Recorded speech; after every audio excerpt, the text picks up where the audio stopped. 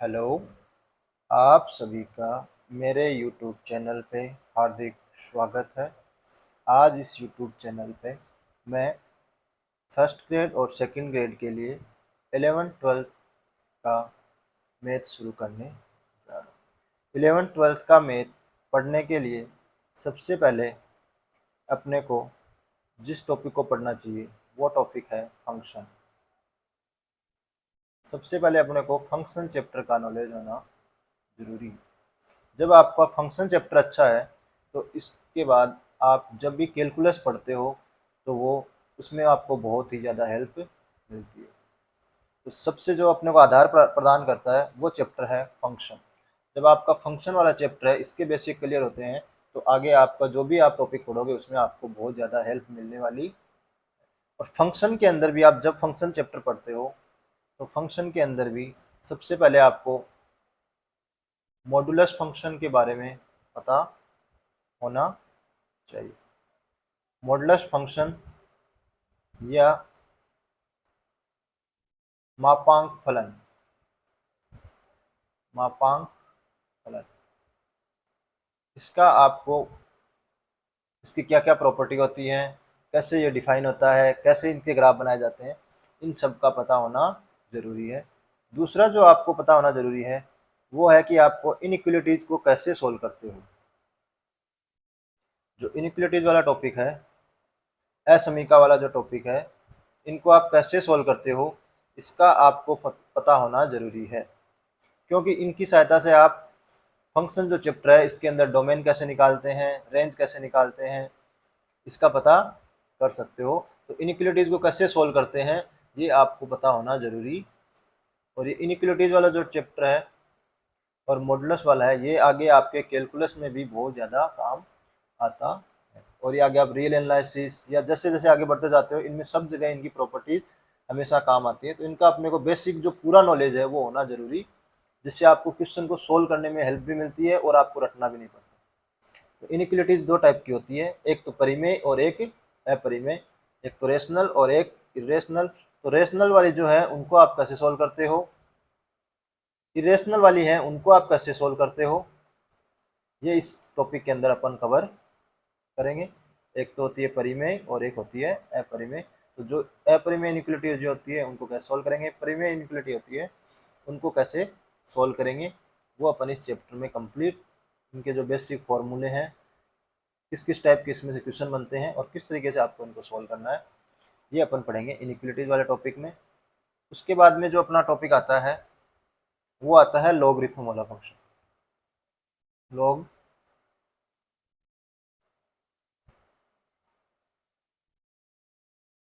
Logarithm वाला function. तो log की क्या क्या जो अपनी प्रॉपर्टी है, लॉग के अंदर ग्राफ कैसे बनता है, लॉग के अंदर भी इनइक्वलिटी आती है उनको सोल्व कैसे करते हैं, ये वाला अपन टॉपिक पढ़ेंगे लघुगणक। इसके अंदर लॉग का ग्राफ कैसे बनता है, लॉग की जो इनइक्वलिटीज होती है उनको कैसे सोल्व करते हैं, लॉग की जो प्रॉपर्टी है वो कौन कौन सी है, ये इसके अंदर अपन पढ़ेंगे। चौथा जो इसके अंदर चौथा जो इसके अंदर पॉइंट आता है वो आता है ग्रेटेस्ट इंटीजर फंक्शन या महत्तम पूर्णांक फलन या floor function. Greatest integer function,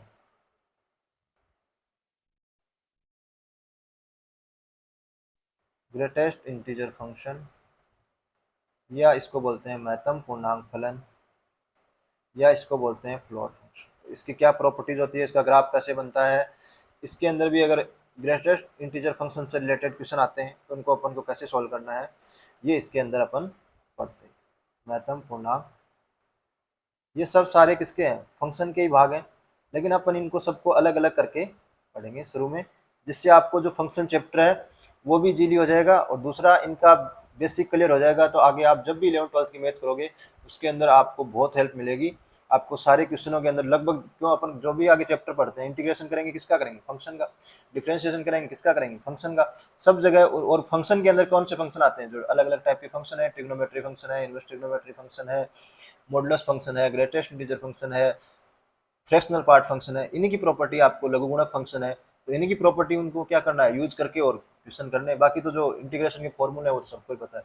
तो इनकी प्रॉपर्टी आप वहाँ पे काम में लोगे, तो ये आपके अगर बेसिक अच्छे से क्लियर होंगे तो आपकी 11th-12th में इसमें बहुत हेल्प मिलने वाली है। तो आप अपन इन सब टॉपिक को अलग अलग रोज हर पहले मापांक फलन पढ़ेंगे, फिर इनइक्वालिटीज किस टाइप की होती है उनको कैसे सोल्व करते हैं, फिर लघु गुणक के जो फलन होते हैं उनको कैसे सोल्व करते हैं, ग्रेटेस्ट इंटीजर फंक्शन है उसको कैसे सोल्व करते हैं, ये पढ़ेंगे। तो ये अपन पूरा बेसिक के अंदर सबसे पहले इन सब चीज़ों का अलग अलग पढ़ेंगे, फिर अपन चैप्टर शुरू करेंगे फंक्शन, जिससे अपना जो फंक्शन वाला चैप्टर है वो आसानी से हो जाएगा और आपको रटना भी नहीं पड़ेगा, आपको चीज़ें समझ में आने लग जाएगी कि कहाँ से क्या हो रहा है, और आपका एक बेस बन जाएगा अच्छा। फ्रैक्शनल पार्ट फंक्शन, जिसको अपन भिन्नात्मक भाग फलन भी बोलते, फ्रैक्शनल पार्ट फंक्शन जिसको अपन भिन्नात्मक भाग फलन भी बोलते हैं, भिन्नात्मक भाग फलन, ये पढ़ेंगे। और इसके बाद में अपन पढ़ेंगे इन फलनों के ग्राफ कैसे बनाए जाते हैं, और यदि अपने को जैसे ग्राफ है वो कन्वर्ट करने हो तो कैसे करते हैं। जैसे एफ एक्स का दिया हो तो मोड एफ एक्स का कैसे निकालते हैं, यदि एफ एक्स का दिया हुआ हो तो एफ मोड एक्स का कैसे निकालते हैं, यदि वाई बराबर एफ एक्स का दिया हो तो मोड वाई बराबर एफ एक्स का ग्राफ कैसे निकालते हैं, या वाई बराबर एफ एक्स का अपने ग्राफ दिया हुआ है तो उसमें वाई बराबर एफ एक्स प्लस ए का ग्राफ कैसे निकालते हैं। ये सब अपन इसके अंदर क्या पढ़ेंगे उसके बाद में, कि इन फंक्शनों के जो स्पेशल जो ग्राफ बनते हैं वो किस किस टाइप के ग्राफ हैं, और स्पेशल फंक्शन है कुछ उनके ग्राफ कैसे हैं, और उनके डोमेन क्या है, उनकी रेंज क्या है, वो सारा पढ़ेंगे। आज अपन जो टॉपिक शुरू कर रहे हैं वो अपना जो पहला टॉपिक रहेगा वो रहेगा मॉडुलस फंक्शन, मापांक फलन। पहला जो टॉपिक अपन शुरू कर रहे हैं वो है मॉडुलस फंक्शन, इसी को बोलते हैं absolute value function, value function, या इसी को अपन हिंदी में बोलते हैं मापांक फलन, मापांक फलन इसको अपन हिंदी में बोलते हैं। तो जो मापांक जो फलन है या एब्सोल्यूट वैल्यू जो फंक्शन है, तो देखो इसका जो सिंबल होता है वो होता है एफ एक्स, और इसके बाहर क्या लगा हुआ होता है मापांक, ऐसे ये दो लाइन की, ये इसको रिप्रेजेंट करने का जो तरीका है। तो एफ एक्स देखो किस तरीके से डिफाइन होता है, तो एफ एक्स होता है यह हमेशा पॉजिटिव वैल्यू देता है, कभी भी नेगेटिव वैल्यू नहीं देता है।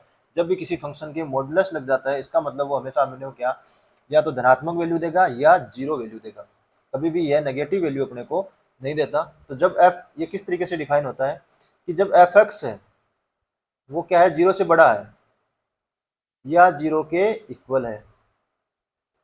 तो देखो जीरो के बड़ा है इसका मतलब तो धनात्मक है, और ये फंक्शन धनात्मक ही आना चाहिए, तो एफ एक्स का एफ एक्स ही आ जाएगा। लेकिन जब एफ एक्स की वैल्यू क्या है, ऋणात्मक है, यानी एफ एक्स है वो जीरो से क्या है, छोटा है, तो देखो एफ एक्स है वो पहले से नेगेटिव है और इसको अपन बाहर नेगेटिव से गुना कर देंगे तो ये कैसा बन जाएगा, पॉजिटिव। तो जब एफ एक्स है वो लेस देन जीरो है तो अपन इसको बाहर किससे मल्टीप्लाई कर देते हैं, माइनस से, जिससे ये संख्या क्या बन जाती है, पॉजिटिव। क्योंकि जो मोड एफ एक्स है, मापांक जो फलन एफ एक्स का, वो हमेशा क्या आना चाहिए, जीरो या जीरो से बड़ा आना चाहिए। तो जब भी इसको एफ एक्स की वैल्यू जीरो से छोटी है तब अपन क्या करेंगे, इससे बाहर माइनस से मल्टीप्लाई कर देंगे, जिससे क्या बन जाएगा, प्लस। इस तरीके से अपन डिफाइन करते हैं modulus function of F x का। यहाँ पे देखिए जब एफ एक्स की जगह यदि अपने पास में एक्स है तो इसको किस तरीके से आप डिफाइन करोगे, कि जब एक्स धनात्मक है या जीरो से बड़ा है या जीरो के बराबर है तब तो अपन ऐसा का ऐसा लिख देंगे एक्स, और जब एक्स की वैल्यू लेस देन जीरो है तब आप माइनस एक्स लिख दोगे। और जो इक्वल टू जीरो वाला साइन है वो आप ग्रेटर देन में भी ले सकते हो, लेस देन में भी ले सकते हो, क्योंकि जीरो को आप माइनस से मल्टीप्लाई करो तो भी कोई फर्क नहीं पड़ता, और प्लस से मल्टीप्लाई करो तो जीरो ही आना है। वहाँ आप ये जो इक्वल टू वाला साइन कहीं पे भी ले सकते हो। तो जो मोड एक्स है वो इस तरीके से डिफाइन होता है। और जो मोड एक्स होता है वो क्या होता है, मोड एक्स है यदि आपके पास में एक्स है वो कहाँ से बिलोंग कर रहा है, रियल नंबर से। यदि एक्स बिलोंग कर रहा है आपके पास में रियल नंबर से, तो जो मोड एक्स है, मोड एक्स क्या करता है, मूल बिंदु तथा एक्स के बीच की दूरी को अपने को बताता है। तो जो मोड एक्स है इसका अर्थ है कि जो अपने पास में मोड एक्स मूल बिंदु तथा एक्स के बीच की दूरी को दर्शाता, मूल बिंदु और x के बीच की दूरी को, और आपको पता है दूरी हमेशा क्या होती है, धनात्मक होती है, इसीलिए अपन इसको किससे लिखते हैं, मोड x से, और इसकी वैल्यू हमेशा क्या आती है, धनात्मक मध्य की दूरी।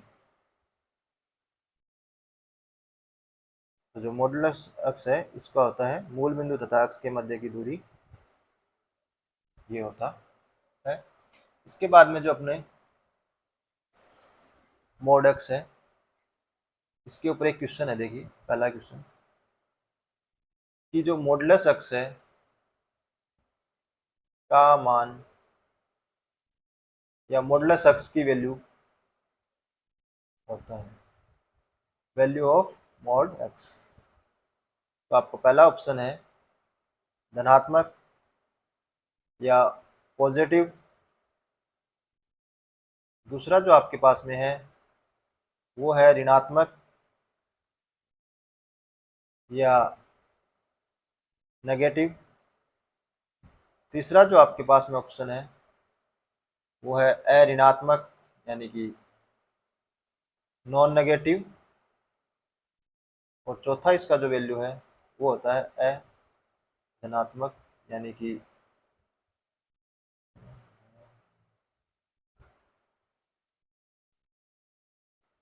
धनात्मक। तो आपको बताना है कि इसकी जो वैल्यू है वो क्या होती है, अधनात्मक होती है या ऋणात्मक होती है या अऋणात्मक होती है या अधनात्मक होती। तो देखिए अभी अपन ने पढ़ा था कि इसकी वैल्यू कभी भी क्या नहीं होती, ऋणात्मक नहीं होती, कभी भी ऋणात्मक नहीं होती। तो देखो पहला ही पहला ऑप्शन है कि धनात्मक, यानी धनात्मक मतलब क्या हो गया, जीरो से बड़ी। तो देखो ये ऐसा कोई जरूरी नहीं है, कभी जीरो भी आ सकती है। ऋणात्मक का मतलब जीरो से छोटी, तो ऐसा भी कभी जरूरी, जीरो से छोटी तो कभी आती नहीं है। तो ये ऑप्शन भी क्या हो गया, गलत हो गया, और ये भी क्या हो गया, गलत हो गया, क्योंकि इसके अंदर क्या नहीं है, जीरो नहीं है, कभी जीरो भी तो हो सकती है मॉड एक्स की वैल्यू।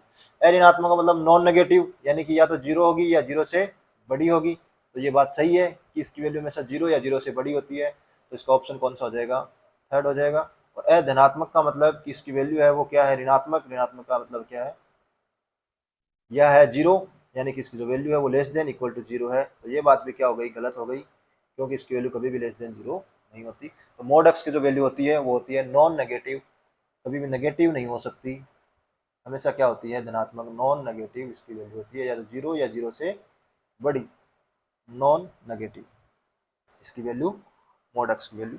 जब भी अपने को मॉडुलस फंक्शन दिया हुआ है, अगर आपको उसको डिफाइन करना है तो आप सबसे पहले क्या निकालोगे, क्रांतिक बिंदु या क्रिटिकल पॉइंट आप निकालोगे।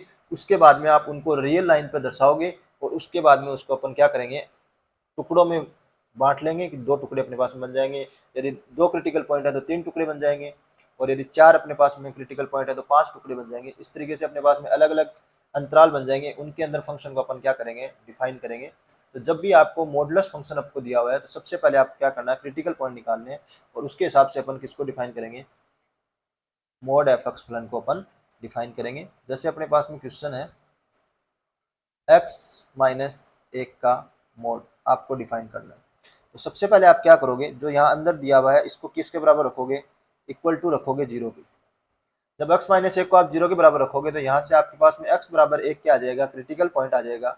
तो अब अपने पास में एक क्रिटिकल पॉइंट आ गया, मतलब कितने अंतराल बनेंगे, दो अंतराल बनेंगे।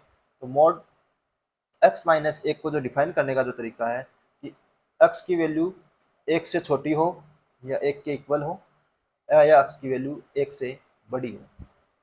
तो दो अपने पास में इंटरवल बन गए, इन दोनों में अपन इसको डिफाइन करके देखेंगे। देखिए जब x की वैल्यू एक से छोटी है तो आप एक से छोटी कोई भी वैल्यू ले लीजिए, जैसे कि मैं यहाँ जीरो पे ले लूँ, तो जीरो माइनस एक, तो ये कितना आ जाएगा, माइनस में आ रही है, माइनस में आ रही है, इसका मतलब अपने को बाहर क्या लगाना पड़ेगा, माइनस लगाना पड़ेगा, क्योंकि संख्या माइनस में आ रही है, अपने पास में वैल्यू कैसे आनी चाहिए, धनात्मक, तो बाहर क्या लगाना पड़ेगा, माइनस। तो अपने पास में ये इस तरीके से डिफाइन, x की वैल्यू एक से बड़ी आप कुछ भी ले लीजिए, मैं दो ले रहा हूँ, दो में से एक घटाओ, एक यानी धनात्मक आ रही है तो इसकी वैल्यू हमेशा क्या आ रही है, जब x की वैल्यू एक से बड़ी है तो इसकी वैल्यू धनात्मक आ रही है पहले से ही, तो ये ऐसा कैसा ओपन हो जाएगा। तो ये जो मोड x माइनस एक है वो इस तरीके से डिफाइन होगा। क्या करोगे आप, सबसे पहले क्रिटिकल पॉइंट निकालोगे, और इन क्रिटिकल जो पॉइंट आएंगे उनके हिसाब से आप इंटरवल में बांट लोगे और फिर आप उस इंटरवल में कोई भी एक पॉइंट लेके चेक कर लोगे कि उसकी वैल्यू प्लस में आ रही है या माइनस में आ रही है। यदि उसकी वैल्यू माइनस में आ रही है तो आप बाहर चिन्ह लगा दोगे माइनस का, और यदि उसमें वैल्यू प्लस में आ रही है तो जो एफ एक्स दिया हुआ है उसको ऐसा कैसा लिख दोगे। तो इस तरीके से आप मॉडुलस फंक्शन को डिफाइन कर सकते हो। अगर एक से ज्यादा अंतराल बन रहे हैं तो आप एक से ज्यादा अंतराल बना लोगे। जैसे आपके पास मान लो 2 क्रिटिकल पॉइंट आ रहे हैं तो कितने अंतराल बनेंगे, 2 अंतराल बनेंगे, और उनके हिसाब से आप क्वेश्चन सोल्व कर लोगे। जैसे नेक्स्ट अपन क्वेश्चन देखते हैं। जैसे अपने को दिया हुआ है 1 माइनस एक्स स्क्वायर, इसका अपने को मॉडुलस है, इस फलन को अपने को डिफाइन करना है। तो सबसे पहले अपन क्या करेंगे, क्रांतिक बिंदु निकालेंगे। क्रांतिक बिंदु निकालने के लिए आपका जो अंदर दिया हुआ है उसको आप इक्वल टू रखोगे 0 के बराबर। तो यहाँ से जो एक्स स्क्वायर है वो किसके बराबर आ गया, 1 के बराबर आ गया। यानी कि जो एक्स की जो वैल्यू है वो क्या आ गई, प्लस माइनस 1।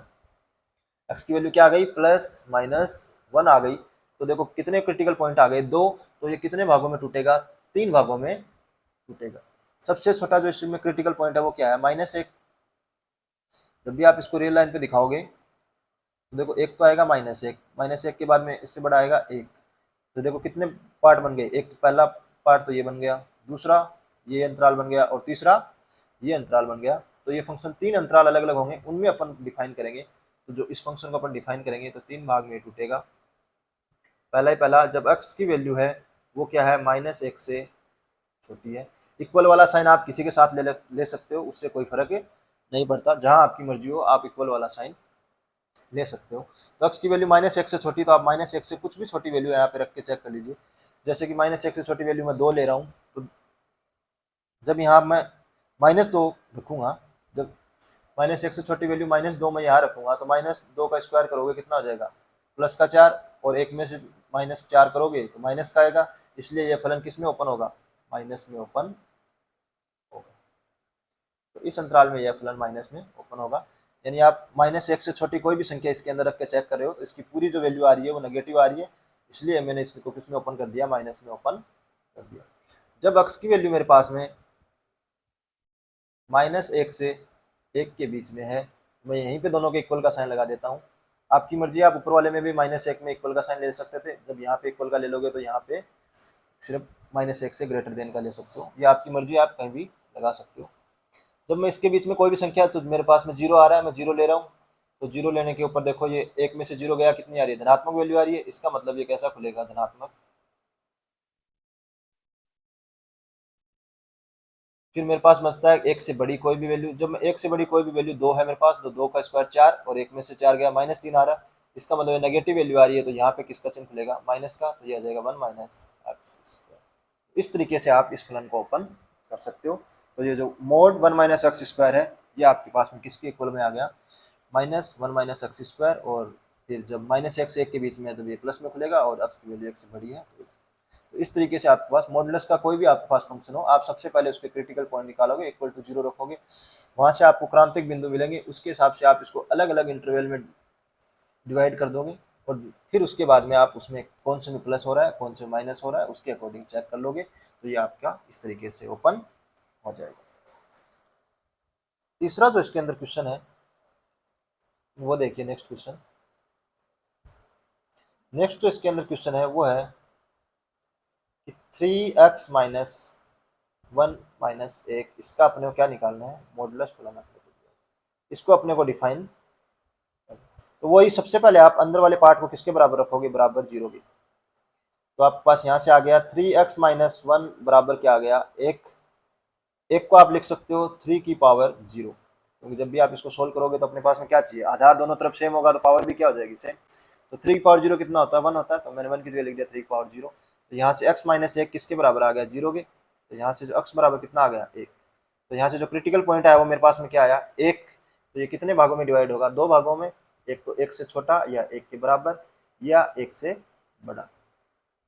जब आप 1 से छोटी कोई भी वैल्यू ले लो, तो मान लो मैंने 0 ली, तो 3 की पावर 0 कितना होता है, 1। 1 माइनस 1 क्या हो रहा है, 0। आप कोई और वैल्यू ले लीजिए, 2 ले लीजिए, तो 2 माइनस 1, तो x की वैल्यू 2 ली तो 2 माइनस 1 कितना होगा, 1। 3 3 माइनस 1 कितना हुआ, 2। यानी कैसा खुद रहा है, इसके अंदर ये जो खुद रहा है वो प्लस में खुद रहा है, वैल्यू जो आ रही है वो प्लस में आ रही है। तो मैं इसको किस में लिख दूंगा, 3x माइनस 1 माइनस। प्लस में लिख दूँ। जब मैं x की वैल्यू 1 से बड़ी, आप कोई भी वैल्यू रख के चेक कर लीजिए, इसकी वैल्यू क्या आ रही है, माइनस में आ रही है, माइनस में आ रही है, तो 1 से बड़े पे ये कैसा खुल जाएगा। जब आप 1 से बड़े पे कोई वैल्यू ले रहे हो तो ये सॉरी 1 से छोटे पे इसकी वैल्यू क्या आ रही है, माइनस में आ रही है। जब भी आप कोई वैल्यू ले रहे हो यहाँ पे 1 से छोटी कोई भी वैल्यू ले रहे हो तो ये क्या आ रही है, माइनस में आ रही है।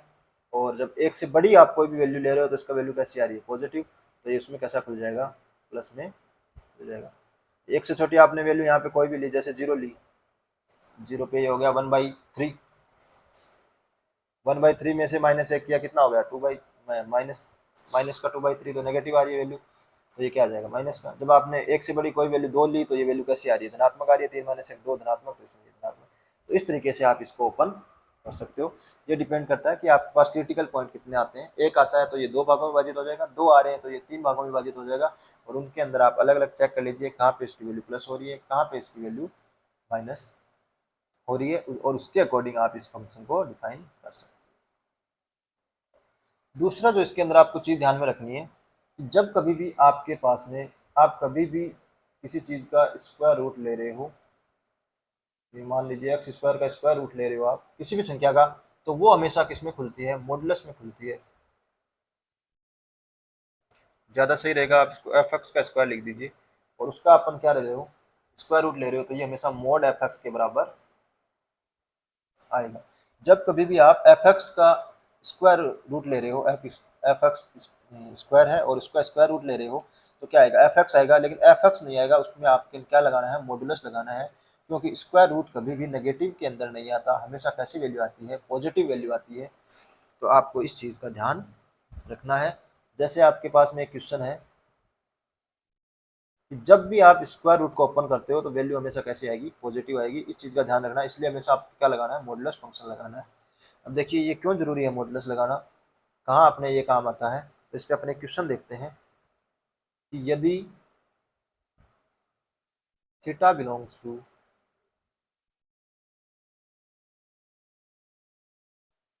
2 पाई से लेके 3 पाई तक, तो थीटा की जो वैल्यू है अपने पास में वो है 2 पाई से लेके 3 पाई तक, तो आपको क्या बताना है कि under root 1 minus cos theta का मान होगा, 1 - cos थीटा का मान, ये आपको बताना है कि जब भी आपके पास में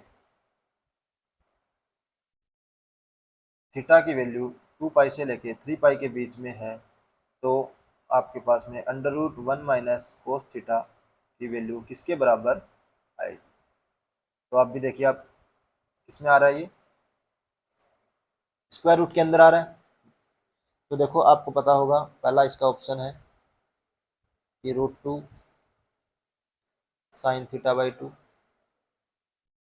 दूसरा इसका ऑप्शन है √2 cos θ/2, तीसरा जो इसका ऑप्शन है वो है √2 sin θ/2 माइनस का, और चौथा इसका ऑप्शन है -√2 cos θ/2।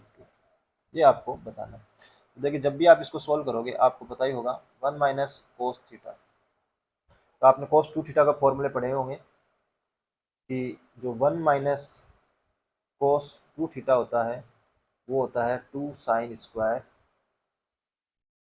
थीटा, इसके इक्वल होता है। जब यहाँ पे थीटा है तो ये किसके इक्वल हो जाएगा, 2 sin² थीटा/2।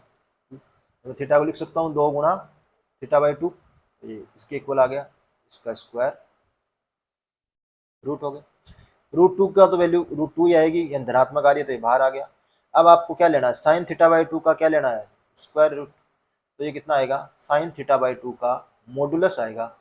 अब आपको इस मॉडुलस फंक्शन को डिफाइन करना है कि ये प्लस में खुलेगा या माइनस में खुलेगा। तो इसके लिए आपने को क्या वैल्यू दे रखी है, थीटा की वैल्यू दे रखी है, कहाँ से कहाँ तक, 2 पाई से लेके 3 पाई के बीच में इसकी अपने को वैल्यू दे रखी है। तो अपन देखो थीटा की जब वैल्यू किस में दे रखी है अपने को, 2 पाई से 3 पाई के बीच में दे रखी है, तो जो θ/2 की जो वैल्यू हो जाएगी वो किसके बीच में हो जाएगी, पाई से लेके 3 पाई/2 के बीच में हो जाएगी। और आपको पता ही है साइन एक्स का जो ग्राफ बनता है वो ऐसे ग्राफ बनता है। तो ये जो वैल्यू होती है ये वाली वैल्यू होती है पाई, और ये वाली जो वैल्यू होती है ये होती है 3 पाई/2। तो जो ये वाला जो अंतराल है पाई से लेके 3 पाई/2 के बीच का जो अंतराल है वो देखो, इसमें वैल्यू क्या आती है, नीचे की साइड में वैल्यू क्या आती है -1 में, और ये +1। तो ये देखो ये वैल्यू कैसी आ रही है, नेगेटिव आ रही है, माइनस में वैल्यू आ रही है। तो मॉडुलस कैसे खुलेगा आपका, माइनस के अंदर खुलेगा, क्योंकि जो sin θ/2 की वैल्यू है वो कैसी आ रही है, नेगेटिव आ रही है, और इसके बाहर अपन ने माइनस लगा दिया तो वैल्यू कैसी हो गई, धनात्मक हो गई। तो इसकी जो वैल्यू आएगी वो आएगी -√2 sin θ/2, क्योंकि साइन थीटा जो sin θ/2 है वो इस अंतराल के अंदर 2 पाई से 3 पाई के बीच में जब थीटा की वैल्यू करती है तो ये इसके अंदर नेगेटिव में आता है, और मॉडुलस जो खुलता है हमेशा नेगेटिव के अंदर माइनस का चिन्ह बाहर आएगा। अब देखो इसका क्या फायदा है कि अपन कई बार क्या करते हैं, थीटा की वैल्यू का ध्यान ही नहीं देते, अपन ऐसे क्वेश्चन को अटेम्प्ट कर देते हैं। अब मान लो आपसे इस फलन का अवकलन पूछे या इस फलन का समाकलन पूछे, तो आप अगर धनात्मक चिन्ह लेके सोल्व करोगे तो आपका जो उत्तर आएगा वो अलग आएगा, और प्लस का चिन्ह लेके सोल्व करोगे तो माइनस का चिन्ह लेके सोल्व करोगे तो अलग आएगा। और ऑप्शन में आपको पता ही है कि माइनस और प्लस दोनों वाले ऑप्शन दिए हुए होते हैं। तो आप इसका आंसर क्या लगा दो, गलत टिक, और फिर आपको लगेगा मैंने तो क्वेश्चन सही किया था, गलत कैसे हो गया। तो गलत इसलिए हो गया क्योंकि आपको पता है स्क्वायर रूट की वैल्यू में से धनात्मक आती है, और आपने वैल्यू कैसी कर दी, ऋणात्मक कर दी, तो आपका गलत हो जाएगा। यदि आप स्क्वायर रूट को हमेशा, जब भी आप किसी चीज़ का स्क्वायर रूट लेते हो तो उसके लिए क्या लगा देना, मॉडुलस लगा देना जब भी सोल्व करते हो। फिर उस मॉडुलस को चेक करना कहाँ पे ये धनात्मक हो रहा है, कहाँ पे ये ऋणात्मक हो रहा है। तो ये आदत हमेशा से डाल लेना कि जब भी आपको मॉड एक्स स्क्वायर रूट ले रहे हो तो वो वैल्यू हमेशा कैसी होगी, धनात्मक होगी, कभी भी ऋणात्मक नहीं होगी। नेक्स्ट जो क्वेश्चन है कि √25 का मान है, पहला ही पहला कि +5, दूसरा +-5, तीसरा -5, चौथा नन ऑफ दीज।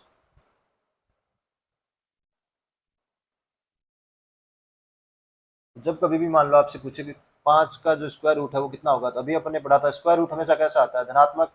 तो ये इसमें देखो वैल्यू ऋणात्मक आ रही है, इसमें वैल्यू ऋणात्मक आ रही है, तो इसकी वैल्यू कितनी हो जाएगी, +5। लेकिन यदि आपको पूछे कि x² = 25,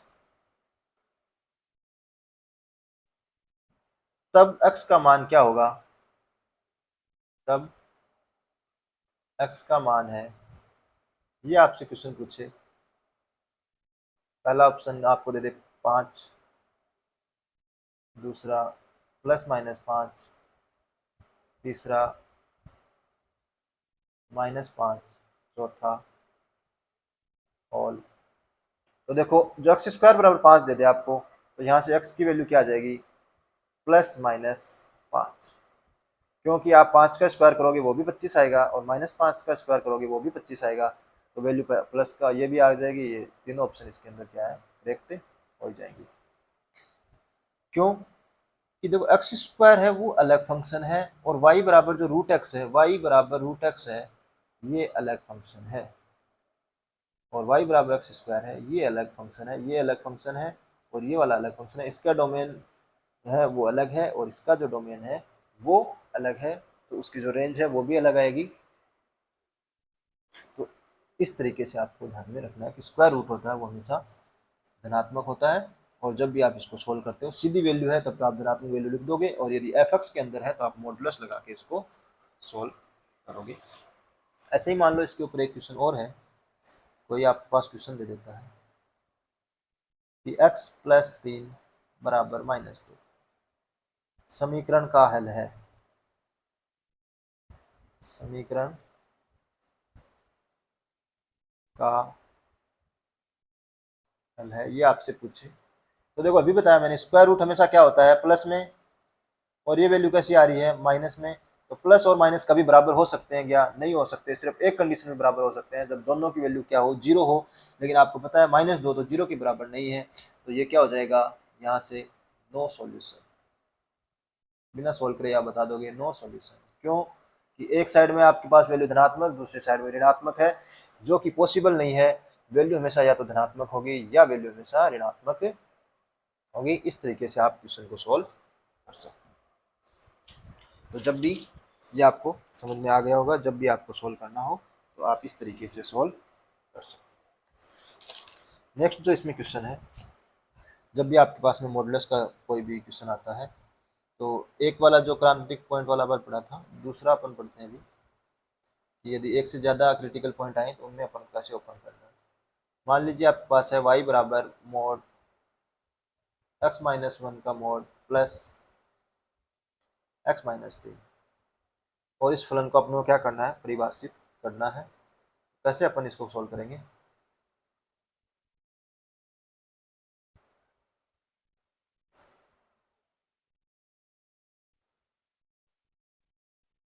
अपने को इस फलन को परिभाषित करना है कि अपने को कैसे परिभाषित करना है। तो देखो क्या करोगे आप, सबसे पहले वही कि जो भी अपने पास में दिए हुए हैं इनसे क्रिटिकल पॉइंट निकालोगे। तो इसको इक्वल टू जीरो के बराबर रखोगे तो यहाँ से x बराबर कितना आएगा, एक। इसको इक्वल टू जीरो के बराबर रखोगे तो x बराबर कितना आएगा, तीन। तो जो अपने पास में क्रिटिकल पॉइंट कितने आ गए, तीन आ गए। कौन कौन से आ गए, एक और तीन, सॉरी दो आ गए। तो कितने अंतराल बन गए, तीन अंतराल बन गए। तो एक तो बन गया ये, दूसरा बन गया ये, और तीसरा आपके पास में अंतराल बन गया ये। तो जब भी आप इस फंक्शन को डिफाइन करोगे, तीन भाग में डिवाइड, सबसे पहला कि x की जो वैल्यू है वो एक से छोटी हो या एक के इक्वल वाला, तो अपन कहीं भी ले सकते हैं। तो एक से छोटी आप कोई भी वैल्यू रखोगे यानी कि जीरो। जब आप इसके अंदर जीरो रखोगे तो जीरो माइनस एक, ये नेगेटिव में खुलेगा। तो माइनस में आ रहा है तो अपन बाहर किससे गुणा करेंगे, माइनस से करेंगे, जिससे एक इसमें चेंज हो जाए, धनात्मक में चेंज हो जाए। जब इसके अंदर आप जीरो रखोगे तो ये वैल्यू भी नेगेटिव आ रही है, तो ये भी कैसा खुलेगा, माइनस के अंदर ही खुलेगा। तो आप इसके अंदर ओपन कर दोगे माइनस के अंदर, क्योंकि इसकी वैल्यू भी किसमें आ रही है, माइनस के अंदर इसकी वैल्यू आ रही है। तो इसको भी आप माइनस से मल्टीप्लाई कर दोगे तो इसकी वैल्यू जो आ जाएगी वो आ जाएगी -x। जब अपने पास में अंतराल है x की जो वैल्यू है वो एक से लेके तीन के बीच में है, तो एक से तीन के बीच में आप कोई भी वैल्यू, जैसे मैं दो ले रहा हूँ तो दो में से एक घटाओगे तो ये जो x-1 है ये कैसी आ रही है, धनात्मक आ रही है। तो ये हमेशा खुल जाएगा इस अंतराल में धनात्मक। और x-3 है, इसकी वैल्यू 2-3 है, ये नेगेटिव आएगी, तो इसलिए इसके बाहर चला जाएगा माइनस का। आप अपनी मर्जी से कोई भी वैल्यू रख के चेक कर सकते हो, ये जरूरी नहीं है कि आप कोई फिक्स वैल्यू रखो। आपको जो भी वैल्यू अच्छी लगे, कैलकुलेशन ईजी हो रही हो, वो वैल्यू रख सकते हो। जब x की वैल्यू है वो तीन से बड़ी है, इक्वल वाला तो अपन ने यहाँ पे ले ही लिया, तो यहाँ पे कोई जरूरत नहीं है। तो इक्वल वाला से कोई फर्क भी नहीं पड़ता, इस इक्वल वाले साइन को अपन हटा दें।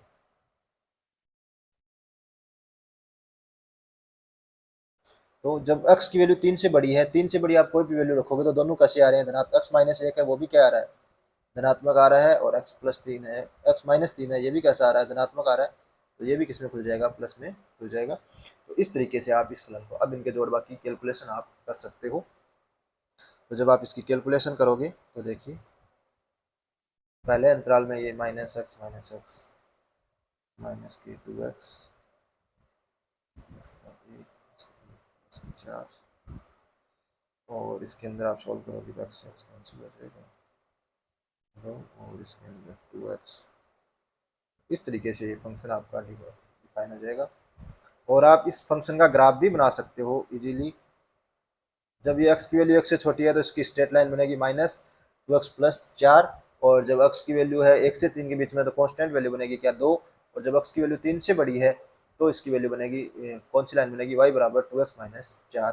तो ये वाली लाइन बन जाएगी। तो इसका आप ग्राफ भी इजीली बना सकते हो, और उस ग्राफ की सहायता से आपको बहुत सी हेल्प मिल जाती है, क्योंकि ग्राफ से आप बता सकते हो ये कहाँ पे अवकलन नहीं होगा, कहाँ पे ये अवकलन नहीं होगा, कंटिन्यूस कहाँ पे होगा, इसकी मैक्सिमम वैल्यू कितनी होगी, इसकी मिनिमम वैल्यू कौन सी होगी, इसके जो लोकल मैक्सिमम पॉइंट कौन से हैं, लोकल मिनिमम पॉइंट कौन से हैं, ये सब आप बता सकते हो। तो जब ग्राफ भी आप इसका इजीली बना सकते हो, ग्राफ से भी अपने को बहुत सी हेल्प मिल जाती है। तो इस तरीके से आप इसको ओपन कर लोगे।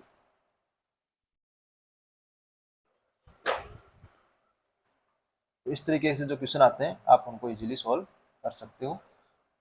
आपको पहले क्रिटिकल पॉइंट निकालना है और फिर उनके हिसाब से आप उसको सॉल्व। अब जैसे इस क्वेश्चन का अपने को ग्राफ बनाना हो, ग्राफ बना रहे हैं अपन किसका, y बराबर x-1 का मोड प्लस x-3। इसका क्या बना रहे हो आप, ग्राफ बनाना चाह रहे हो। का ग्राफ बना रहे हो आप, तो कैसे बनाना देखो। इसके अपने पास में तीन भाग आए थे। पहला जो भाग आया था वो आया था -2x+4। जो पहला जो भाग आया था इसका -2x+4 आया था। दूसरा इसका जो भाग आया था वो 2 आया था, और तीसरा जो इसका भाग आया था वो 2x-4 आया था। ये जब x की वैल्यू 1 से छोटी हो, ये x की वैल्यू 1 से 3 के बीच में हो तब आया था, और ये वैल्यू x की वैल्यू है वो 3 से बड़ी हो। इस तरीके से ये अपने पास में फंक्शन आया था। अब अपने को इसका ग्राफ बनाना है, तो जब भी आप इसका ग्राफ बनाओगे तो ग्राफ लाइन खींच लेते हैं अपन, इसका ग्राफ बनाते हैं अपन। तो देखिए ये 1 है और ये 3। जब 1 से 3 के बीच में है तो इसकी वैल्यू है 2। 1 से 3 के बीच में इसकी वैल्यू कितनी है? 2।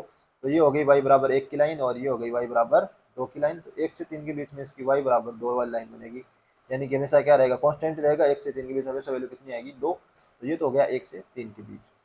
जब x की वैल्यू 1 से छोटी है तो इसकी जो बन रही है -2x+4, तो -2x+4 की आप जब रेखा ड्रॉ करोगे तो ये बनेगी s।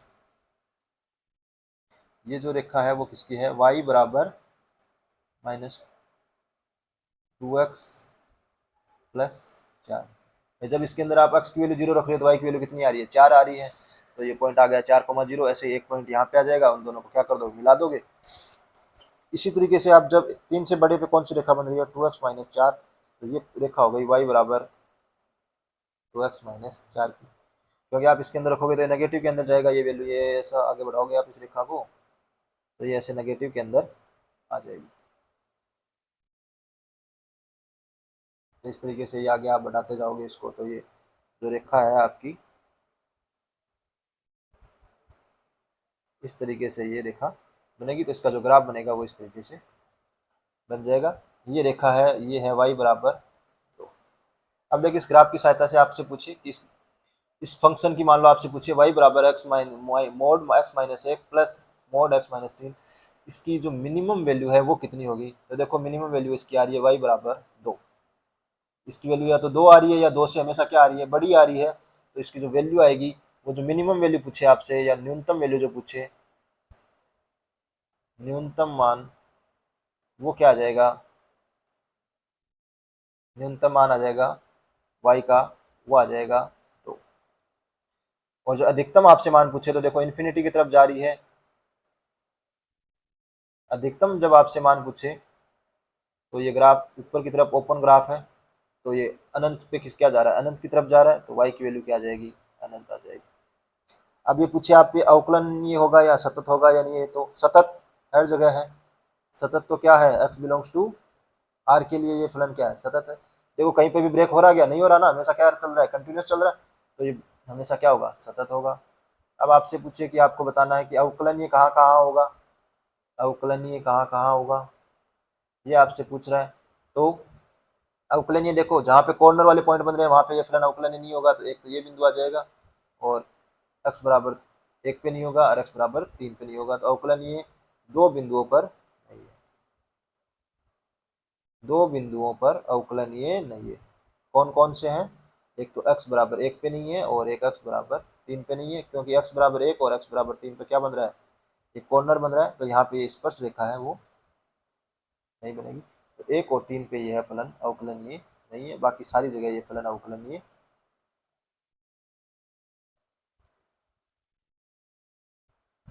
इस तरीके से आप इस फंक्शन को डिफाइन कर सकते हो। तो आप इसका ग्राफ भी बना सकते हो, अधिकतम वैल्यू बता सकते हो, न्यूनतम वैल्यू बता सकते हो, और कहाँ अवकलनीय है कहाँ नहीं है ये भी बता सकते हो। और इजीली आप ऐसे क्वेश्चन, जो भी क्वेश्चन आते हैं आप उनको सोल्व कर सकते हो। आपको क्या करना है? आप उनका ग्राफ बना लोगे, पहले क्रिटिकल पॉइंट निकालोगे, फिर अलग अलग इंटरवल में डिफाइन करोगे और फिर उसका ग्राफ बना लोगे। नेक्स्ट जो अपने को चीज़ इसमें ध्यान रखनी है, जब कभी भी आपको एफ एक्स बराबर जी एक्स कोई समीकरण दी हुई है तो इसका जो हल आपसे पूछता है, का हल एफ एक्स तथा जी एक्स, जब कभी भी आपको दो फलन बराबर में दिए हो तो आप पूछिए समीकरण का हल कितना होगा। कई बार आपके पास समीकरण इजीली सोल्व हो रही है तो आप सोल्व करके बता दोगे। यदि आपको दोनों फंक्शन है वो अलग अलग फंक्शन मिल रहे हैं, जैसे एक ट्रिग्नोमेट्री फंक्शन है, एक है वो अलजेब्रिक फंक्शन है, तो इस टाइप के जो क्वेश्चन दिए हुए हों तो उनमें आप क्या करोगे, उनका हल क्या होता है, एफ एक्स तथा जी एक्स का जो ग्राफ होता है, एफ एक्स तथा जी एक्स का ग्राफ कितने बिंदुओं पे आपस में कट कर रहा है वो उसके क्या हो जाते हैं, इसका जो हल होता है एफ एक्स तथा जी एक्स का ग्राफ कितने बिंदुओं पे कट कर रहा है वो इसका क्या हो जाएगा, सॉल्यूशन हो जाएगा।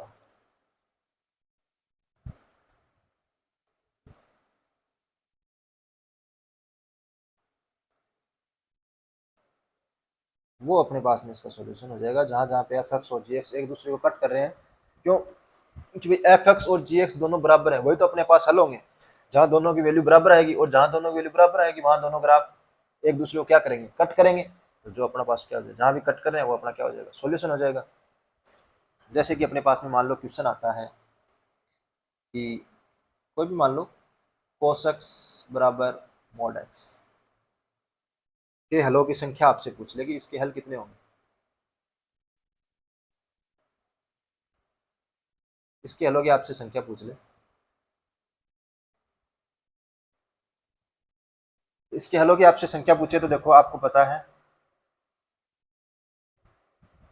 कि आप जब भी mod x का ग्राफ ऐसा बनता है, गलत बन गया,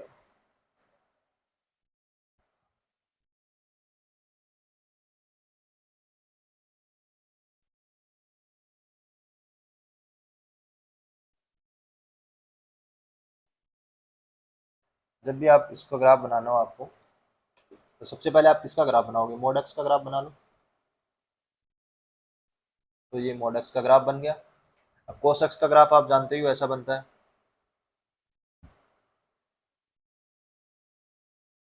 ऐसा cos x का ग्राफ बनता है, आपको पता है। ये cos x का ग्राफ हो गया y बराबर cos x का ग्राफ, और ये जो ग्राफ है ये y बराबर mod x का ग्राफ। क्योंकि जब x की वैल्यू, ये mod x का ग्राफ कैसे बनेगा, जब x की वैल्यू खुलोगे आप तो x की वैल्यू जीरो से बड़ी है तो x खुलेगा, और जब ये लेस देन जीरो है तो माइनस एक्स खुलेगा। तो y बराबर x की लाइन बना दोगे और y बराबर माइनस एक्स की लाइन बना दोगे, तो ये y बराबर x की लाइन हो गई और ये y बराबर माइनस एक्स की लाइन हो गई। तो ये इसका ग्राफ बन गया। इसका ग्राफ कैसे बनाते हैं mod x का, ये भी mod x या mod x माइनस ए, mod x प्लस बी, इनके ग्राफ कैसे बनाते हैं अपन आगे देखेंगे। तो देखो कितने भागों में कट कर रहे हैं, दो जगह कट कर रहे हैं, एक तो यहाँ पे और एक यहाँ पे। तो जो हलों की संख्या है वो कितनी हो जाएगी, तो हलों की संख्या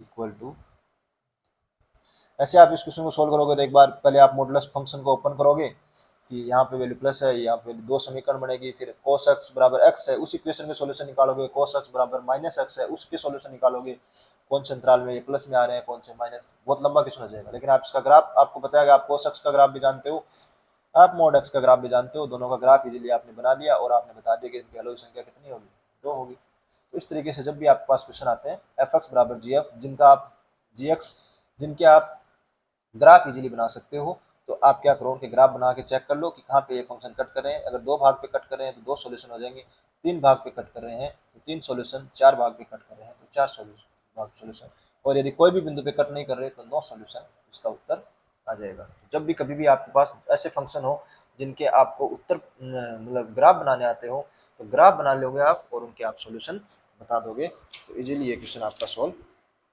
हो जाएगा।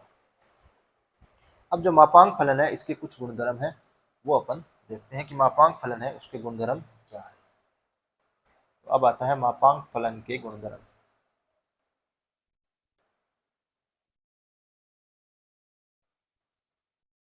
मापांक फलन के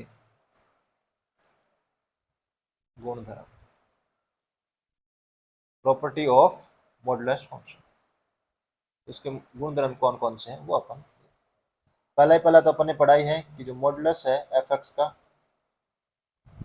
वो हमेशा क्या होता है, जीरो या जीरो से बड़ा होता है। पहले तो अपन ने ये पढ़ी है कि मॉडुलस जो एफ एक्स का है वो हमेशा क्या होता है, जीरो या जीरो से बड़ा होता है, कभी भी इसकी वैल्यू नेगेटिव नहीं आती है for x belongs to r।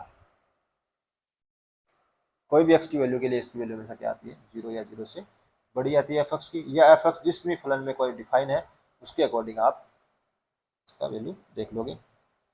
दूसरा जो इसका आता है कि जब भी आपके पास में मोड f(x) और वो इक्वल आ रहा है प्लस f(x) के, ये समीकरण आ रही है, तो इसका जो हल होगा, इसका मतलब क्या हुआ, यहाँ से ये वैल्यू क्या आ रही है, देखो प्लस में है तभी तो ये क्या खुल रहा है, f(x) के इक्वल खुल रहा है। तो यहाँ से इस समीकरण का जो सॉल्यूशन आएगा आपके पास में, वो हमेशा क्या आएगा कि x की जो f(x) है इसकी वैल्यू क्या है, हमेशा 0 से बड़ी है या 0 के इक्वल है।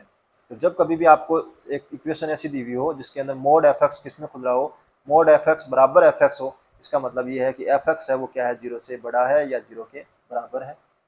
दूसरा जो इसके अंदर है कि यदि मोड f(x) है यह इक्वल है माइनस f(x) के, तो माइनस f(x) के इक्वल कब आएगा, जब f(x) की वैल्यू या तो 0 हो या 0 से छोटी हो। 0 छोटी होगी तो आप बाहर क्या लगाना पड़ेगा, माइनस। यदि आपके पास ये दिया हुआ है तो आप इसकी सहायता से इस इक्वेशन को सॉल्व कर लोगे, f(x) की वैल्यू 0 या 0 छोटी, तो इसके सॉल्यूशन और इसके सॉल्यूशन दोनों क्या आएंगे, सेम आएंगे। तो आपके पास में ये ऊपर वाली जो इक्वेशन है इसका छोटे से आप इक्वेशन सॉल्व करके भी बता सकते हो, क्योंकि आपको पता है कि मॉडुलस f(x) माइनस में तभी खुलता है जब आपके पास में जो f(x) की वैल्यू हो वो नेगेटिव हो। तो इस तरीके से आप क्वेश्चन सॉल्व कर सकते हो। एक अपन क्वेश्चन देखते हैं, उदाहरण देखते हैं, जिससे अपने को ये समझ में आ जाएगा। मान लीजिए आपके पास में ये है क्वेश्चन कि 2x माइनस 3 इक्वल टू है 3 माइनस 2x। समीकरण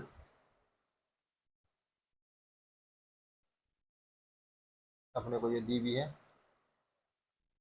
समीकरण दी हुई है। तो x की वैल्यू ज्ञात करो, x का मान कहाँ से कहाँ तक होगा, x का मान ज्ञात करो, कौन सा इसका अंतराल आएगा x का, वो अपने को ज्ञात करना है। तो ये देखिए आप, ये इधर क्या दिया हुआ है, मोड f(x), और इधर देखो ये भी क्या दिया हुआ है। जब आप माइनस इसके अंदर कॉमन ले लोगे तो इसको लिख दोगे 2x माइनस 3। तो ये तो अपने पास में है मोड f(x) और ये क्या है माइनस f(x). तो नेगेटिव में खुल रहा है, इसका मतलब ये हुआ कि f(x) है इसकी वैल्यू 0 या 0 से क्या है, छोटी है। तो यहाँ जो f(x) क्या है अपने पास में 2x माइनस 3, f(x) क्या है 2x माइनस 3 है, आप भूल में ये 3 माइनस 2x मत लिख देना। 2x माइनस 3 है, ये क्या है 0 या 0 से छोटा है। भाई 2x माइनस 3 है, ये 0 या 0 से छोटा है, माइनस में है, तभी तो आप बाहर माइनस लगा रहे हो यहाँ पे। तो ये वैल्यू क्या है 0 से छोटी है, यानी कि 2x है उसकी वैल्यू क्या है 3 से छोटी है, यानी x की वैल्यू 3/2 से। तो यहाँ से जो x का जो अंतराल आ जाएगा वो आ जाएगा -∞ से लेके 3/2 तक। और चूंकि इक्वल टू का साइन है इसलिए 3/2 पर कौन सा ब्रैकेट आएगा, क्लोज ब्रैकेट आएगा, या सवर्त अंतराल वाला बंद वाला आ जाएगा। तो क्लोज ब्रैकेट आ जाएगा 3/2 पे। तो इस तरीके से आप इनको सॉल्व कर सकते हो। ऐसे प्लस वाला होता है तो आप प्लस वाला भी सॉल्व कर सकते हो। तो ये होती है मापांक की दूसरी प्रॉपर्टी। तीसरा, इसके अंदर जब भी आपको पता हो कि आप किसी फंक्शन का मॉडुलस ले रहे हो, तो माइनस f(x) का जो मॉडुलस होता है, इसका मॉडुलस ले रहे हो आप, तो वो भी किसके इक्वल आता है, f(x) के इक्वल आता है। क्यों कि आप माइनस का आप मॉडुलस लोगे तो वो कैसा हो जाएगा, प्लस में हो जाएगा। तो आप किसी भी मॉडुलस के अंदर माइनस से गुणा कर दोगे तो कोई फर्क नहीं पड़ता है। माइनस f(x) का मॉडुलस भी f(x) के मॉडुलस के बराबर ही आता है, क्योंकि माइनस का मॉडुलस क्या हो जाएगा, प्लस हो जाएगा। जैसे कि मान लो आप -5 आपको दिया हुआ है और इसका मॉडुलस ले रहे हो, तो देखो आपको पता है ये मॉडुलस हमेशा क्या आएगा, वैल्यू प्लस में आएगी, इसकी वैल्यू प्लस में क्या आएगी 5। तो ये, और अगर आप इसकी वैल्यू निकालते हो 5 के मॉडुलस लेते हो वो भी कैसे आएगी 5। तो ये वैल्यू भी क्या आ रही है 5 और ये वैल्यू भी क्या आ रही है 5, तो दोनों वैल्यू क्या आ रही है, बराबर आ रही है। तो माइनस का मॉडुलस ले लो या माइनस f(x) का मॉडुलस ले लो या f(x) का मॉडुलस, दोनों बात इक्वल है, क्योंकि माइनस का मॉडुलस प्लस में हो जाता है। दूसरा, जब भी आपके पास में एफ एक्स और जी एक्स का मॉडुलस लिया जाता है तो आप इसको ऐसे लिख सकते हो, एफ एक्स का मॉडुलस ले लो और फिर उस जी एक्स का मॉडुलस। क्योंकि जब एफ एक्स को और आप जी एक्स को गुणा करोगे तो प्लस में संख्या आएगी या माइनस में संख्या आएगी। प्लस में संख्या आएगी तो भी उसका मॉडुलस क्या आएगा, प्लस में ही आएगा, और माइनस की संख्या है उसका मॉडुलस भी क्या आएगा, प्लस में ही आएगा। और दोनों का अलग अलग मॉडुलस ले रहे हो तो दोनों क्या है, प्लस में संख्या है, प्लस को प्लस से गुणा करोगे तो भी प्लस में आएगा। तो आप दोनों का अलग अलग मॉडुलस ले सकते हो, कोई फर्क नहीं पड़ता। ऐसे ही आप जब डिवाइड के अंदर हो तो भी आप कर सकते हो कि एफ एक्स अपॉन जी एक्स है तो इसका आप पहले एफ एक्स अपॉन जी एक्स को सोल्व करके इसका मॉडुलस ले लो या दोनों का अलग अलग मॉडुलस ले लो, वैल्यू क्या आती है, बराबर ही। क्योंकि मॉडुलस की जो है वो हमेशा क्या आनी चाहिए, प्लस में आनी चाहिए। लेकिन यहाँ पे जी एक्स है वो जीरो के इक्वल नहीं होना चाहिए, क्योंकि जी एक्स है वो जीरो के इक्वल होगा तो ये परिभाषित ही नहीं होगा। तो ये मॉडुलस की नेक्स्ट प्रॉपर्टी है। तो इस तरीके से आप क्वेश्चनों को सोल्व कर सकते हैं। ये तो नॉर्मल प्रॉपर्टी है, इतनी ज़्यादा है नहीं, सबको पता रहती है। लेकिन जो नेक्स्ट प्रॉपर्टी है वो बहुत इंपॉर्टेंट है, इस पर बहुत क्वेश्चन कई बार कई एग्जाम में पूछे गए हैं कि यदि आपके पास में x1 x2 ये संख्याएं दी हुई है, यदि आपके पास में x1 x2 से लेके xn बिलोंग्स टू r तक आपको कोई भी संख्याएं दी हुई है और ये संख्याएं हमेशा क्या है, रियल नंबर है, तथा आपको ये दिया हुआ है कि mod x1 plus mod x2 और इसकी जो वैल्यू है वो किसके बराबर है, जीरो के बराबर है, ये आपको दिया हुआ है। तब यह चीज़ तभी संभव होगी जो अपने को दिया हुआ है, यह तभी संभव है जब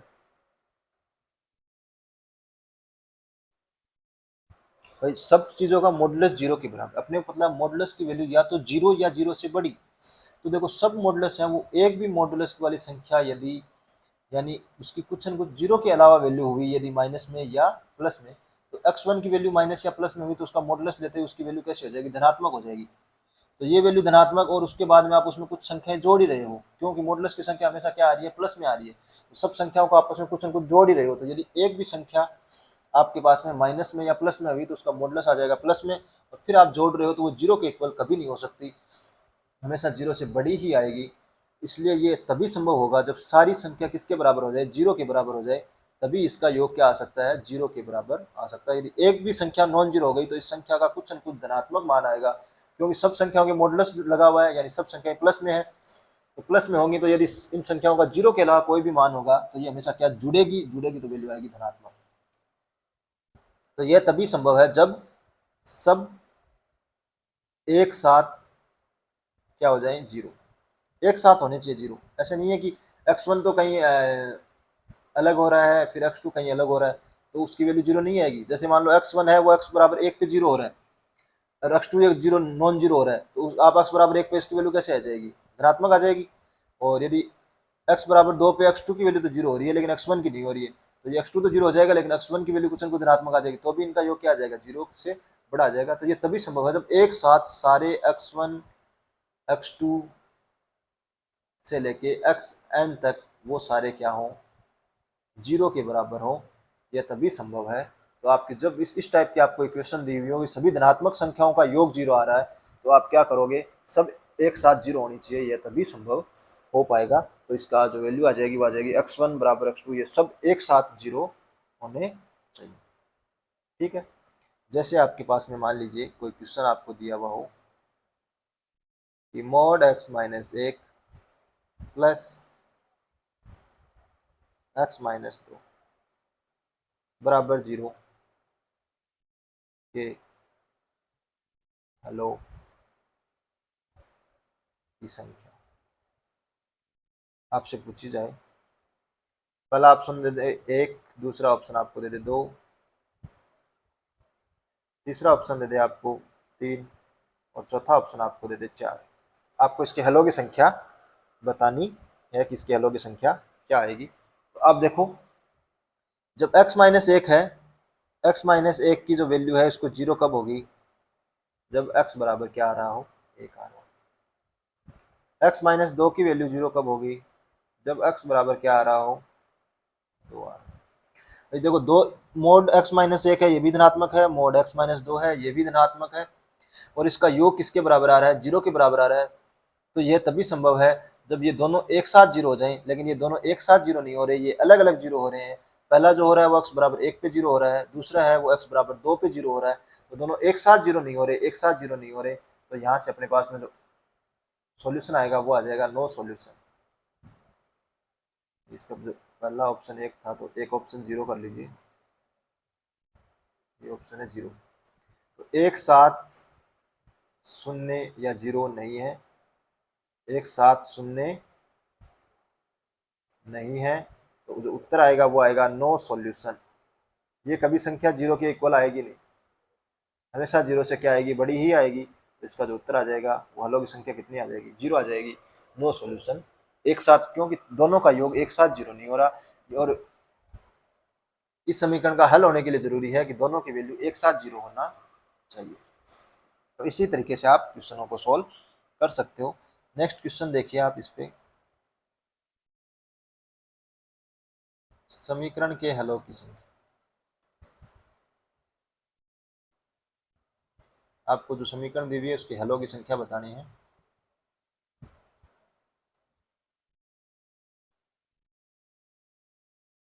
समीकरण है कि x, जरूरी नहीं मॉडुलस के अंदर ही दे, एक्स स्क्वायर प्लस दो प्लस मोड x प्लस दो plus under root x square 3x। वही ऑप्शन, पहला ऑप्शन जीरो, दूसरा ऑप्शन एक, तीसरा ऑप्शन दो, चौथा इनमें से कोई नहीं।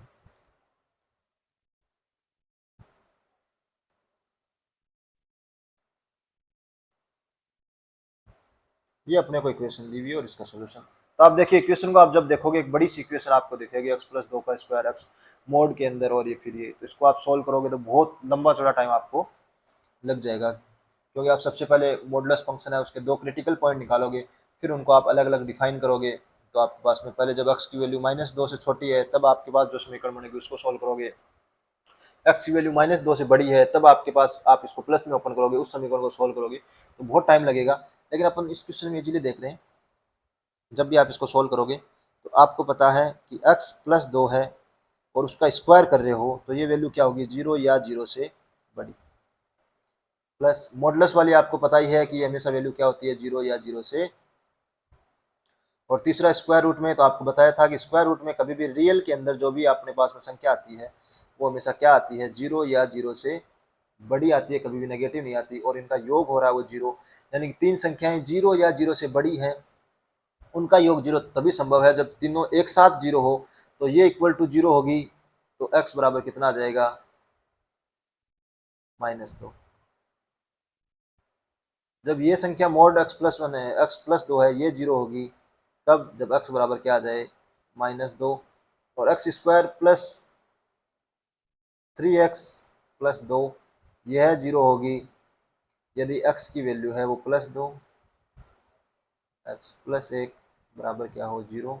तो यहाँ से जब x की वैल्यू क्या आ रही है, माइनस दो और माइनस का एक, इस पे हो रही है इसकी वैल्यू जीरो।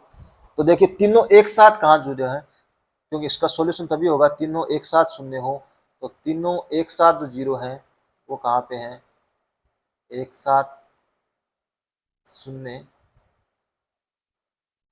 कहाँ पे हैं, x बराबर माइनस दो पर। तो जो समीकरण का हल हो जाएगा वो हो जाएगा x बराबर माइनस दो, यानी हलों की जो संख्या हो जाएगी वो कितनी हो जाएगी, एक हो जाएगी। तो इस तरीके से आप इजीली इसका सॉल्यूशन कर सकते हो। वैसे इस इक्वेशन को सोल्व करो तो आपको बहुत ज़्यादा टाइम लग जाएगा, और इससे आपको प्रॉपर्टी पता है कि आप धनात्मक संख्याओं को जोड़ रहे हो वो जीरो के बराबर तभी आती है जब सब अलग अलग जीरो हो, एक साथ जीरो हो, सॉरी अलग अलग नहीं, एक साथ जीरो हो। एक साथ जीरो ये हो रही है x बराबर माइनस दो पे, तो इसका जो हलों की संख्या आ जाएगी वो आ जाएगी एक। तो इस तरीके से आप इस तरीके के जो क्वेश्चन है उनको आप इजीली सॉल्व कर सकते। नेक्स्ट जो इसकी प्रॉपर्टी है, नेक्स्ट जो अपने पास में जो प्रॉपर्टी है इसकी 7 की जो प्रॉपर्टी है वो है कि आप एक्स स्क्वायर को आप लिख सकते हो मॉड एक्स का स्क्वायर, क्योंकि आपको पता है एक्स स्क्वायर है वो भी हमेशा क्या आता है, जीरो या जीरो से बड़ी आती है, और जो मॉड एक्स स्क्वायर है वो भी हमेशा क्या आता है, जीरो या जीरो से बड़ी संख्या आती है। तो आप ऐसे एक्स स्क्वायर को मॉड एक्स स्क्वायर का मॉड एक्स का स्क्वायर लिख सकते हो, कहीं भी आपको क्वेश्चन में अगर जरूरत पड़ती है। तीसरी जो चीज़ है, आठवीं जो चीज़ है वो ज़्यादा इंपॉर्टेंट है कि एक्स बराबर अपने पास में ए दिया हुआ है, तो एक्स बराबर ए दिया हुआ है तो इस समीकरण का अपने को सॉल्यूशन निकालना है कि क्या होगा। तो देखो अपने पास में यहाँ से दो कंडीशन बनती है कि ए की वैल्यू प्लस में हो और ए की वैल्यू माइनस में।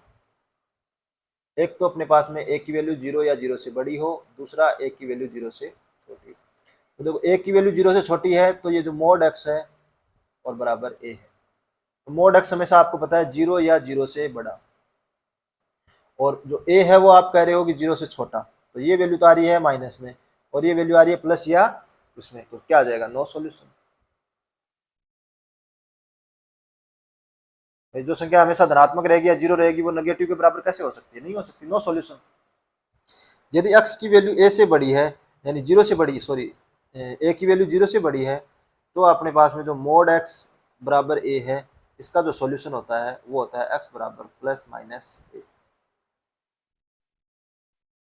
तो जो इसका मोड इस समीकरण का जो हल है वो होता है मोड x बराबर a का हल x बराबर प्लस माइनस a। क्यों कि आप प्लस की संख्या का मोड लेते हो वो भी प्लस में आता है, और माइनस की संख्या का मोड लेते हो वो भी प्लस में आता है। आप एग्जाम्पल इसको देखना चाहो कि आपके पास में मोड एक्स बराबर दिया हुआ है -3 के इक्वल, तो ये संख्या प्लस में है और ये संख्या माइनस में है, तो यहाँ से क्या आ जाएगा, नो सॉल्यूशन, कभी भी संभव नहीं है। लेकिन यदि आपके पास में मोड एक्स बराबर प्लस का 5 दिया हुआ है, तो आपको पता ही है कि -5 का मोड भी प्लस का 5 ही होता है, और जो प्लस का 5 है उसका मोड भी प्लस का 5 ही होता है। तो इसका जो सॉल्यूशन आ जाएगा वो आ जाएगा एक्स बराबर प्लस माइनस 5। जब भी आपको मोड एक्स बराबर ए दिया हुआ हो तो इस समीकरण को आप इस तरीके से सॉल्व कर सकते हो। तो इसके ऊपर अपन कुछ एग्जाम्पल देखते हैं किस तरीके से आपको सॉल्व करने हैं।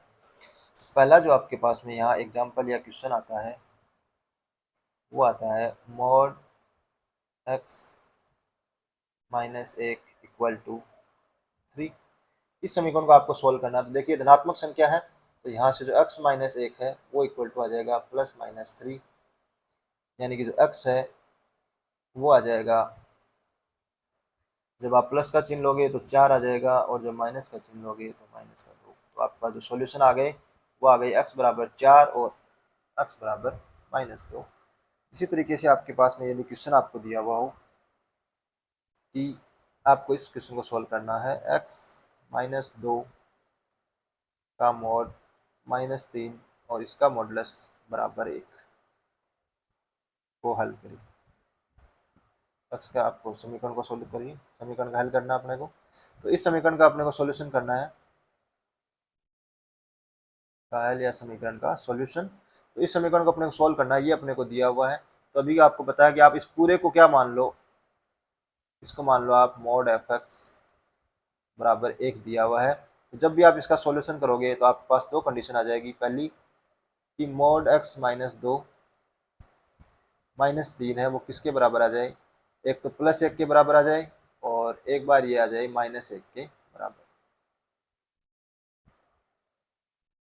-3 है वो किसके बराबर आ जाए, -1 के बराबर। भाई आप इसको जब सोल्व करोगे तो यहाँ से क्या आता है, एफ एक्स बराबर प्लस माइनस 1 के बराबर आएगा। तो आप एक बार प्लस का चिन्ह ले लोगे और एक बार माइनस का चिन्ह ले लोगे।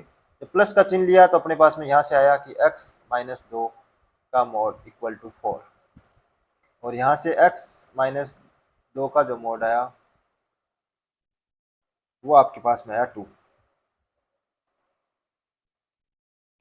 तो जब यहाँ से इसको आपने सोल्व किया तो यहाँ से x बराबर x-2 equal two plus minus 4 और यहाँ से x minus 2 equal two plus minus 2।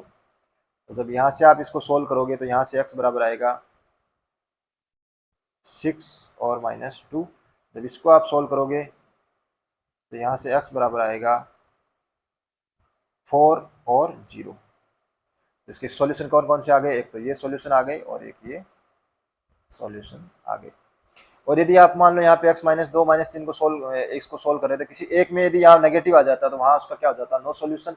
अपन सिर्फ और सिर्फ इसको सोल्व कर लेते पॉजिटिव वाले को, लेकिन यहाँ पे दोनों क्या आ रहे थे, प्लस में आ रहे थे, इसलिए अपन ने यहाँ पे सोल्व इनको इजीली कर दिया। तो इस तरीके से आपके पास जब भी क्वेश्चन आते हैं तो आप उनको इजीली सोल्व कर सकते हो। बाकी अपन नेक्स्ट क्लास में करेंगे। Thank you.